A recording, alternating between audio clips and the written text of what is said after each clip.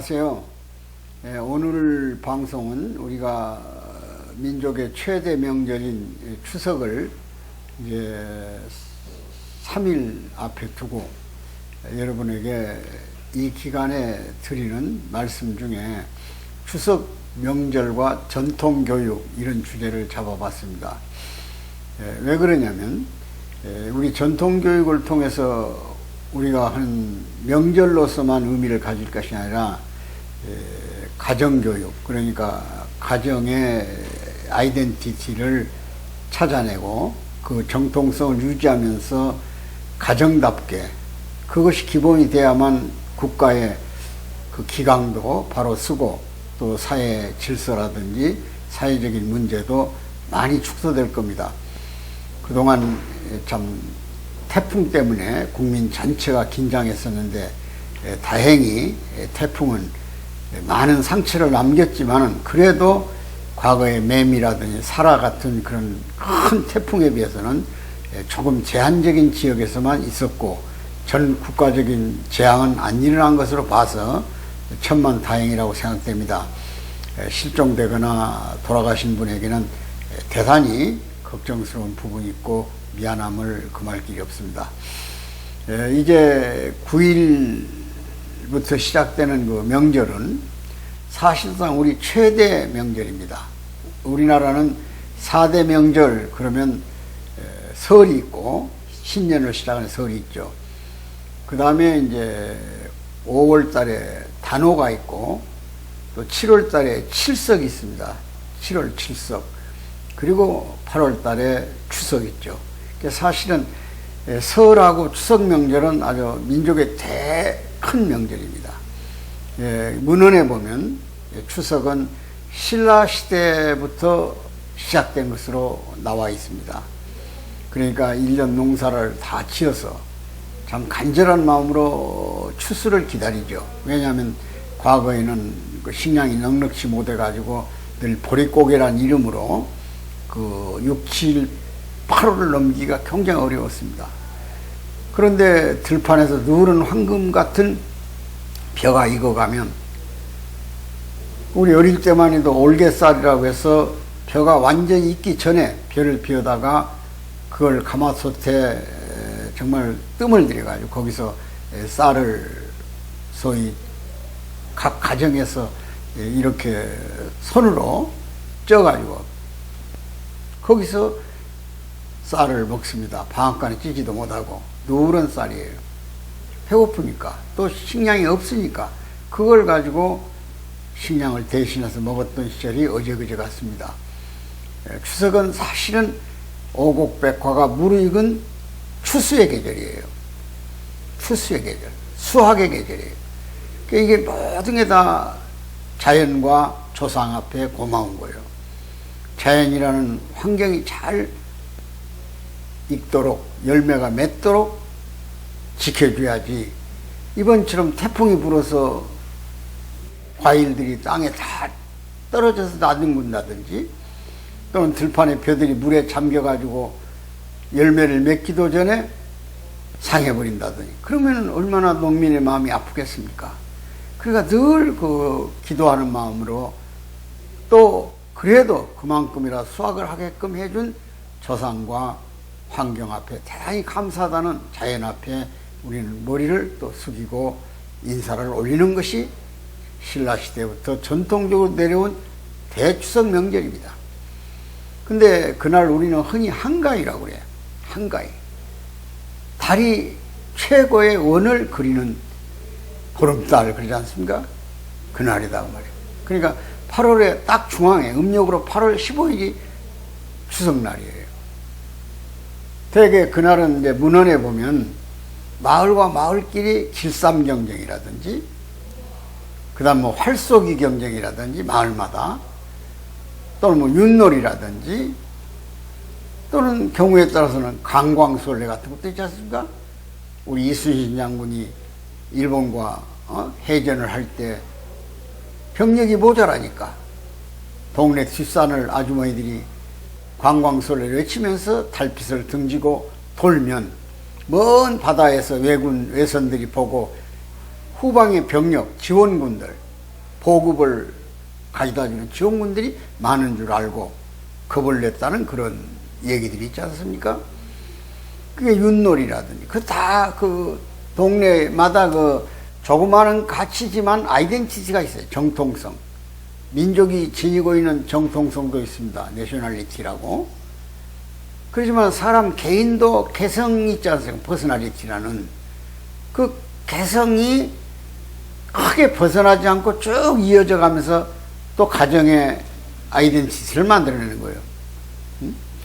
그러니까 그런 것들이 재다짐하고 재결속하는 거예요. 그게 명절이라는 것은 가정에서 효를 중심으로 더 부모님보다 더 높은 할아버지 할머니가 있고 그 위에 고조가 있고 증조가 있고 다 그렇지 않습니까? 그러니까 우리가 5대까지는 가정에서 제를 지내고 5대가 넘으면 산에 가서 제를 지내는 이런 전통 가치를 통해서 가족 단위의 결속을 하는 겁니다. 김씨면 김씨, 이씨면 이씨, 설가면 설가, 이런 다짐. 우리 전통의 뿌리가 이렇다. 그 가문에서 이런 일들이 시작해서 가문의 조상들을 자랑도 하고 그것을 본받아 가지고 이웃에 부끄럽지 않고 또 이 세상에 태어난 보람을 느끼게 하는 가치교육을 실현해 왔던 겁니다. 그것이 인성을 풍부하게 하는 거예요. 인성. 사람이 돼야 되지 않습니까? 사람이 먼저 되라고 그러잖아요. 그게 바로 인성이에요. 그런데 요즘 교육제도라는 걸 보면은 인성 부분이 결여되어 있어요. 완전히.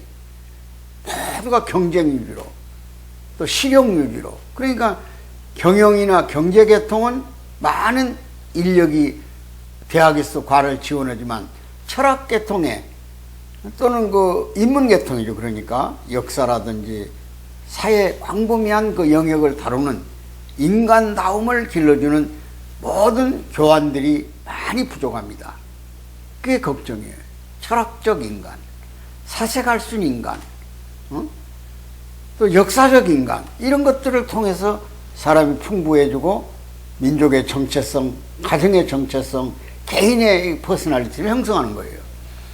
이런 점에서 우리가 명절을 명절답게 지내려는 그런 의지가 없어가지고는 안 된다. 단순히 그 복잡한 교통을 헤치고 집에 가서 밥이나 한 끼 먹고 그냥 서로 형제끼리 한다마다 헤어지는 것보다는 그 가문의 전통이라든지 명절의 의의를 좀 더 깊이 되새겨 가지고 정말 다시 한번 회밀이라고는, 가정이라고는 파더, 머더를 통해서 결속되어지는, 그리고 그 위에 그랜드 파더라든지 그랜드 마더가 하나의 가정을 형성하는 그 기둥이 되고 또 밑으로 내려오면서 또 그 밑에 손이 이어지는 그런 전통적 교육의 가치를 음미할 필요가 있다, 그런 얘기입니다.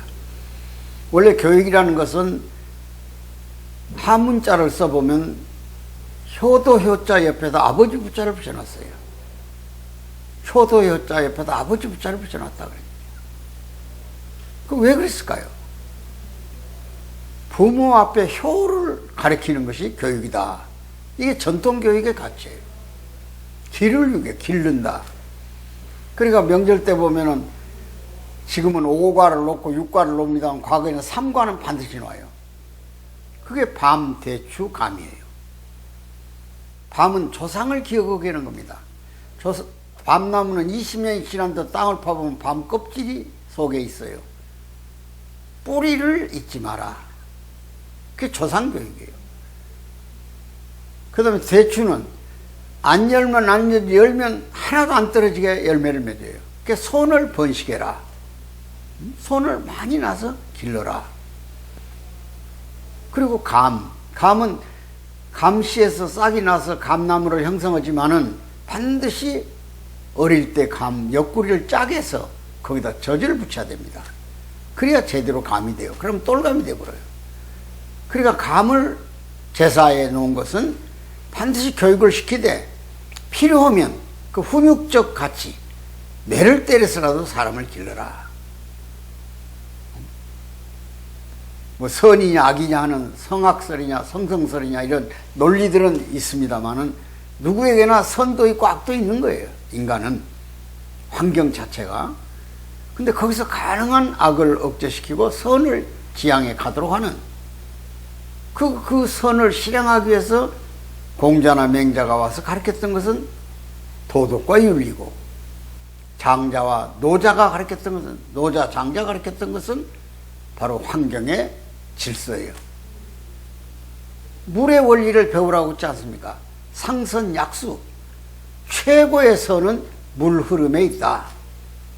물은 높은 데서 낮은 데로 흐르고 반드시 빈 공간은 채워야 되고, 그 다음에 그 물이 항상 흘러야 변치 않고 상하지 않고, 결국은 바다에 가서는 어느 물이든 만나서 오염을 정화시키면서 모든 세상을 다시 소생시키잖아요. 공자, 맹자가 인간에게 인의예지를 가르쳤다면 노자, 장자는 상선약수의 최고의 성인의 가치를 교육했습니다. 근데 그런 교육을 지금 되돌아보면 결국은 이런 명절을 통해서 가정을 결속시켜요. 그래서 사회교육으로 확대하는 겁니다. 그러니까 가정윤리가 사회윤리, 국가윤리가 되는 거예요. 윤리란 것은 이 흩어진 모든 조직체들에 결속시킬 수 있는 하나의 기본이잖아요. 도덕은 개인의 양심을 중심삼고 행하는 행위가 선행을 베풀도록 하는 것이 도덕적 기준이라면, 윤리는 상호간에, 부부간에, 형제간에, 부자지간에, 친구지간에 지켜야 할 질서가 윤리인 거예요. 근데 이런 부분이 교육에서 결여됐다, 이게 지금. 또 학문적으로 들어가 보면 교육은 크게 지식교육이 있습니다. 지식을 계속 암기시키거나 넓혀가는 것이 지식교육이에요.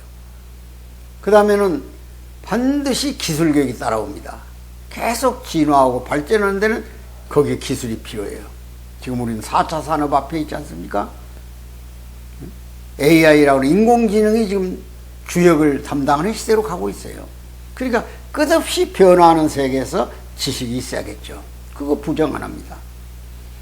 그리고 이제 체육교육이 있고 예체능, 예술 체육 교육이 있는 거예요. 건강해야 되잖아요. 그 다음에 예술을 통해서 또 자기의 정체성을 찾아내고 세계화를 하는 거예요. 우리 BTS라든지 이번에 넷플릭스가 전 세계적으로 방영했던 한국적인 것들이 얼마나 세계 사람 앞에 우리의 전통적 가치를 중요하게 나타나겠습니까?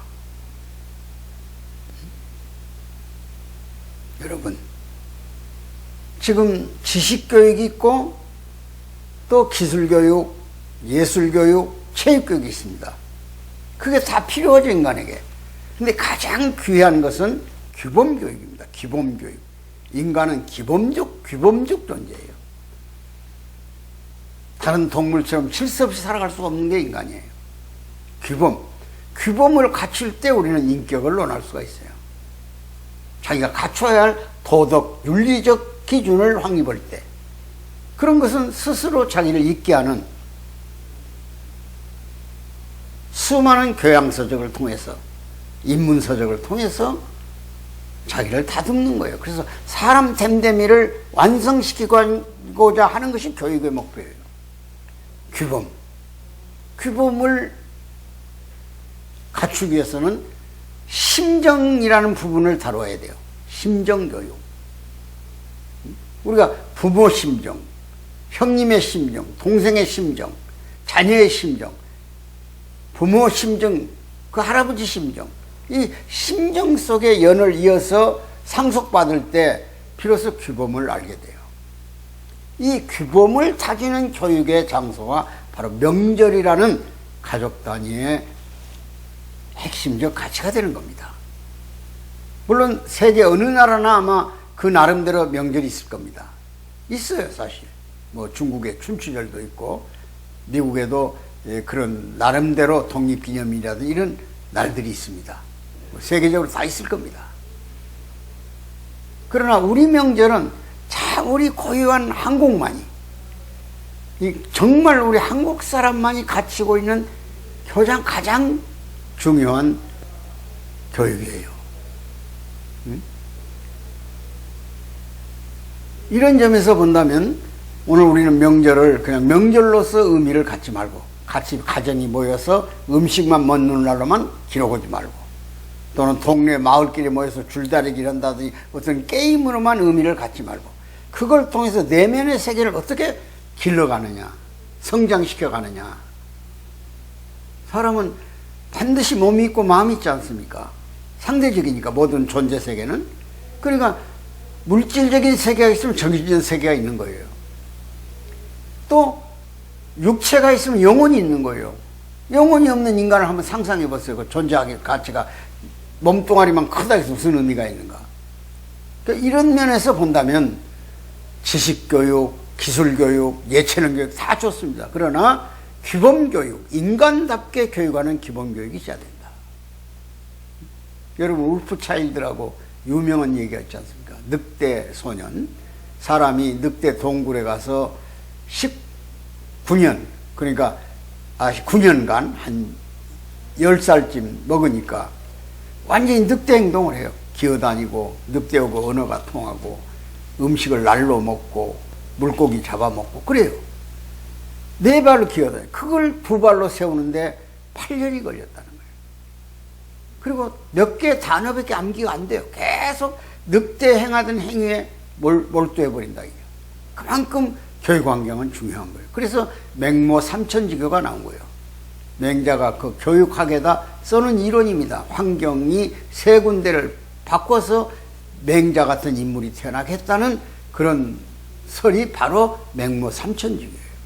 맹자 어머니가 맹자를 가르칠 때 시장터에 가서 있어 보니까 시장 장사꾼들 흉내를 내고, 또 상해들만 나가는 곳에 가서 이사를 해서 살아보니 상해꾼 노릇을 하고, 그게 다 환경이야.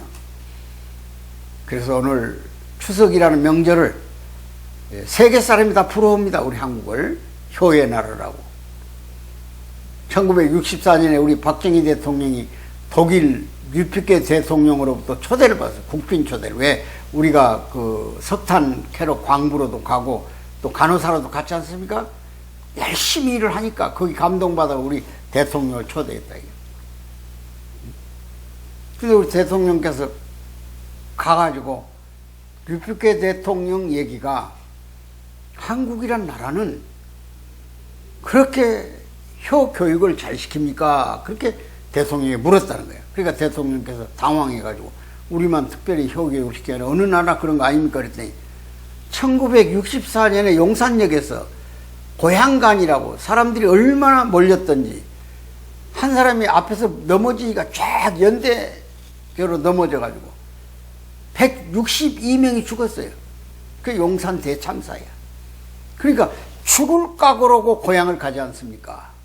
부모들에게 예를 올리려고, 인사를 올리려고, 조상에게 제산 이르려고, 그렇게 감동을 하는 거예요. 사람이 죽었으면 그걸 빌미 삼아서 한국, 그래서 우리 60년대 초에 뭘 우리 한국을 소개할 내용이 있겠습니까? 그 독일에 있는 모든 방송이 용산 대참사만 계속 방영을 했다는 거야.